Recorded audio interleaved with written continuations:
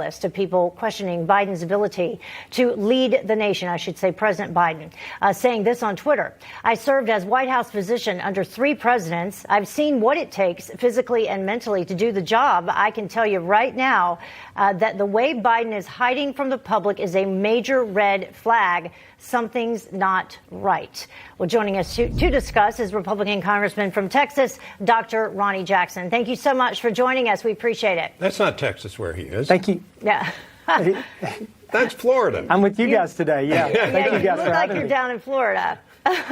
Yeah. So from your expertise, let's just start with that. I mean, because you've been there, as you said, 3 different presidents. What do you think is going on with President Biden?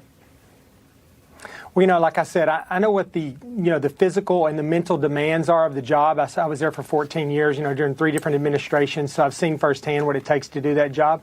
And I just think if you look at, where Biden came from, we got 40 years of tape that we can look back and compare to what happened, to what's going on right now.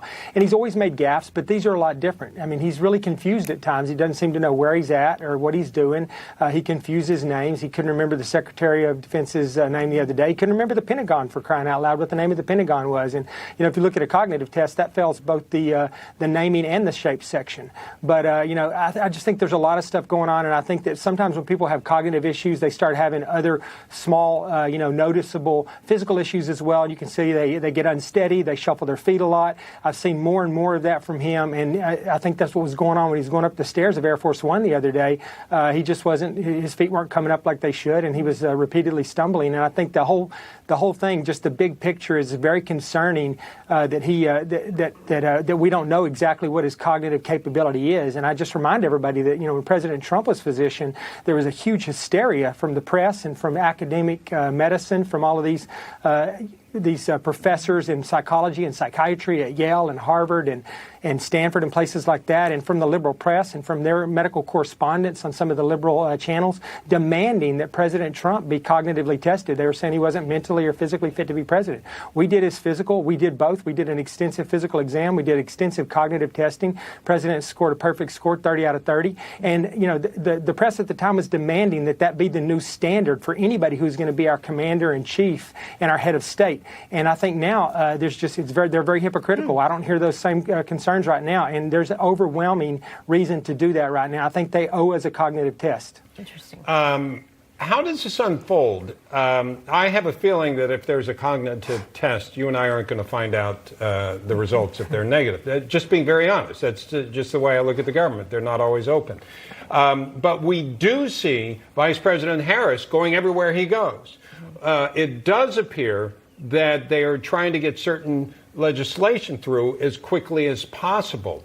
If there's a concern about his mental acuity, what happens then?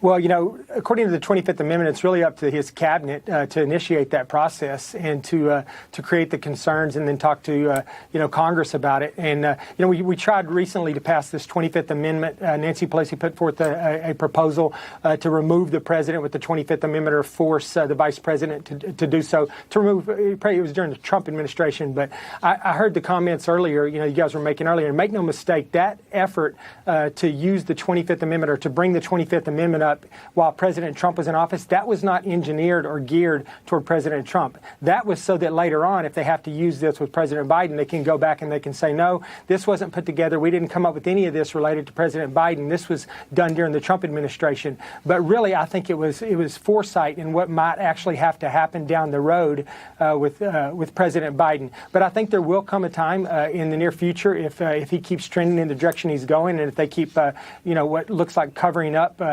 his cognitive issues. I think that there will come a time where there will be an outcry from the public to look at his cognitive capabilities, to see some kind of objective test, and they'll have to get somebody from the outside to participate in that, because you're right, if it's done purely within the White House, we won't be able to know exactly what the results were. So I think that that was the cry early on too, that a panel of psychiatrists should be examining our president in the future. So I encourage them to do that.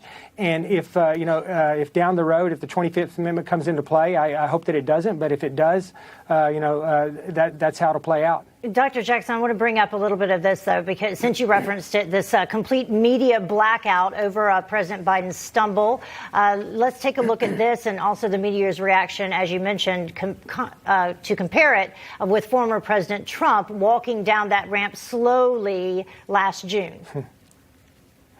The president's health was already called into question this past weekend when he was seen on video cautiously walking down a ramp after delivering a commencement address. There are some questions this morning about President Trump's health, and it's because of this video of the president. Do you see something possibly neurological that could be throwing off his balance? One doesn't need to be a physician to note that the president hasn't looked well recently. He was walking down the ramp afterwards, and he looked a little shaky. The president says no big deal. It was a downward ramp, and it was a little, he says, slippery, even though it was a clear day. And then now President Biden had said this about former President Trump on that ramp back in June. Look at how he steps and look how I step. Watch how I run up ramps and he stumbles down ramps, okay? Come on. Come on, man. That didn't age very well, did it? A lot to respond to there, but exactly that speaks to your point of the discrepancies. Yeah, boy, how your words will come back to haunt you, right? I mean, it's crazy. I mean, the hypocrisy in the press is just incredible, too. I mean, it's just unbelievable how President Trump never did anything to really bring up any of these issues regarding his cognitive ability, yet they wanted to go there anyways because they were just desperate to try to get rid of him. And now we have what looks like an obvious situation with President Biden's cognitive abilities and nothing. They won't talk about it at all. They completely ignore it. And, it's just another indicator that the far left in the liberal press, they're just a big part of their job in this administration to date and will remain a big part of their job in the future is going to be to cover up a lot of what's going on in this administration and to try to make things look better than they actually are. But, I just want to know, does he know what he's doing? He's the commander in chief. He's the head of state right now. We've got all kinds of issues going on with Iran and China. Our southern border's being overrun right now, and we need to know that he knows what he's doing in regards to all these issues. Well, Congressman Jackson, I know you're meeting with the former president today, so you two definitely have a lot to discuss, and we appreciate you taking the time out to join us.